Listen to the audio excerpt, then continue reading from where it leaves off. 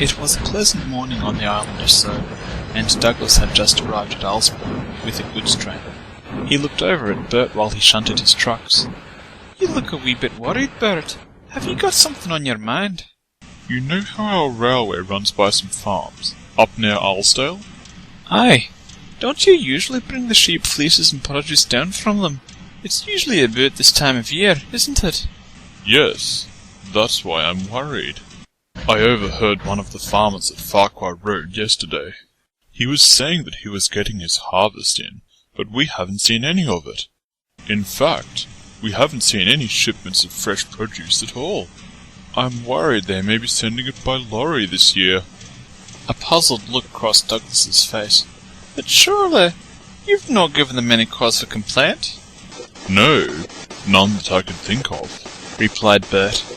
"Dinna fash yourself, Bert. Could be that they've just not made the arrangements yet." "That's possible," Bert agreed. He glanced over at the trucks Douglas had brought in. "By the way, what's that strange flat car you brought in on your train?" "What strange flat car?" "The one with those large metal boxes on it." "Oh, that. That's a container flat car. It's this new way of handling goods." "Oh?" Bert asked.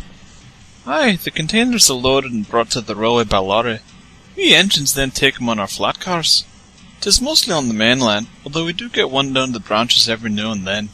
"I see," Bert replied. "Anyway, Bert, I wouldn't worry about the farmers just yet. I know you've provided reliable service in the past. I kinda see why they wouldn't use you again." "Thank you, Douglas," Bert replied, and he chuffed away. Douglas's words had given him a bit of comfort. After all, the harvest season had only just begun. But, over the next few days, it seemed Bert's worries were justified. Although the Alsdale engines were busy with ballast and tourist traffic, there was a conspicuous absence of farm produce in their trains. They all knew this wasn't a good sign. After all, the railway needed to transport goods in order to survive. What else, they wondered, would be sent by road instead of rail? One evening, Jock, Bert and Mike were resting in the shed. "What do the lorries have that we don't?" Mike said. "I mean, they can only carry so much. We can carry an entire shipment in one trip." "Exactly," Jock agreed. A moment later, the small controller joined the engines in the shed. "Engines, I'm pleased to tell you that the Alsdale Farmers Co-op has asked us to look after their shipments of wool for this season. Jock, I'll need you to do the morning pickups from the co-op siding just after Alsdale." The engines grinned, glad to have the work. "Is it just the wool, sir?" "Yes, Jock, just the wool." With that, the small controller departed. The next morning, Jock arrived at the farm siding with a train of box fans. As he packed the vans into the siding, a lorry pulled up alongside. "I hear you toy trains have got the wool contract this season," he said snidely. Jock scowled. "Yes, and we'll do a mighty fine job of it too. I don't know what they're doing sending their produce by road." "We're more convenient for the farmers. After all, we don't need them to haul their produce miles to a siding before being able to take it." "I suppose that's why you need to make multiple trips then. For convenience," Jock retorted. The lorry said nothing for a moment, then revved his engine and drove away. A few minutes later, the farm workers had finished loading Jock's vans. He pulled out of the siding, still angry. "Don't take it personally, Jock," his driver said. "We'll just have to show we can do a better job." "If you say so, driver," Jock replied, but he couldn't help thinking that they shouldn't have to do so. I'm afraid to say, Jock's encounter with the lorry left him in a bad mood for the rest of the day. He was still seething about it when he arrived at the sheds later that night. "Are you alright, Jock?" Rex asked. "It's those rude lorries," Jock exclaimed, and he told the others what had happened at the siding. "I'd like to give that lorry a piece of my mind," Mike exclaimed, after Jock had finished. "I wouldn't be too keen on that, Mike," Rex put in. "Remember the time Bert drenched those two clergymen? Hasty actions don't solve anything." Indeed. Bert agreed. It was a lesson he'd learnt well. The next morning, Jock arrived at the farm's siding again to collect the wool. To his relief, there was no sign of the lorry this time. His train was soon loaded, with all but the last boxcar completely filled. As he approached Alsdale, Jock could see why the lorry hadn't been at the siding. There had been an accident near the level crossing, and the lorry he'd encountered yesterday was stuck in the jam. Jock couldn't help chuckling as he slowed for the level crossing. Is this what you meant by convenience? He chortled as he passed through the crossing.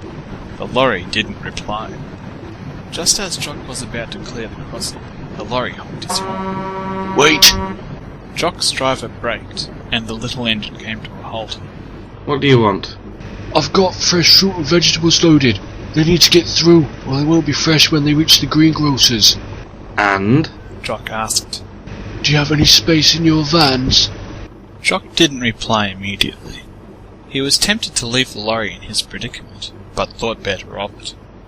I've only got about half a dozen fleeces in my last van. If we move those into the others, your produce should be able to fit into it. Jock's driver moved the fleeces, then helped the lorry's driver transfer the produce. With that done, Jock departed.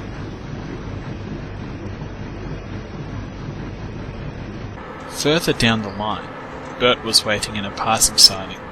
He was waiting for Jock to clear the line ahead of him. Where have you been? He asked, annoyed, as Jock steamed in. Jock explained what had happened while he shunted his tracks. Serves him right, Bert said, when the other engine had finished. I wouldn't be surprised if the farmers changed their minds about using lorries. It's possible, Bert replied. But personally, he was a bit doubtful. He'd overheard a couple of the farmers talking at one of the stations a couple of days ago. They'd been saying that having the lorries pick up their produce had saved them time and allowed them to get more done on their farms. It had sounded like that arrangement was really convenient for them. Ideally, there would be a way to get the advantages of both road and rail transportation, Bert thought. Then, he remembered his conversation with Douglas a few days ago, and an idea struck him. Yes, that could work, Bert said to himself. He'd have to suggest it to the small controller. A few hours later, Bert arrived back at Alsborough, having brought back a passenger train. As he pulled into the station, he spotted the small controller standing on the platform. Excuse me, sir, Bert said, as his passengers disembarked. Yes, Bert? Asked the small controller. I've been thinking about the produce traffic from the farms, sir, and how the lorries are handling most of it this year. The small controller smiled grimly. I'm afraid that's what the farmers have decided, Bert. It's just more convenient for them. But is it really, sir? I mean, the lorries have to make several trips for just one shipment, and then there's the possibility of them getting stuck in traffic, Bert said, and he explained what had happened at the level crossing. I've had an idea about that, sir. The small controller's eyes narrowed.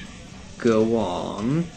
Bert quickly explained his idea, and the small controller was soon nodding thoughtfully. That's good thinking, Bert. I'll get in contact with the farmers and the lorry company. With that, the small controller departed. A couple of days later, Bert and Jock were backing down onto a train of vans. Jock was a slight bit puzzled. This was supposed to be one of the regular wool trains, but the small controller had ordered him to shunt the extra vans. Then, he'd said that Bert would be double-heading the train with him. As they departed, Jock supposed he would find out shortly.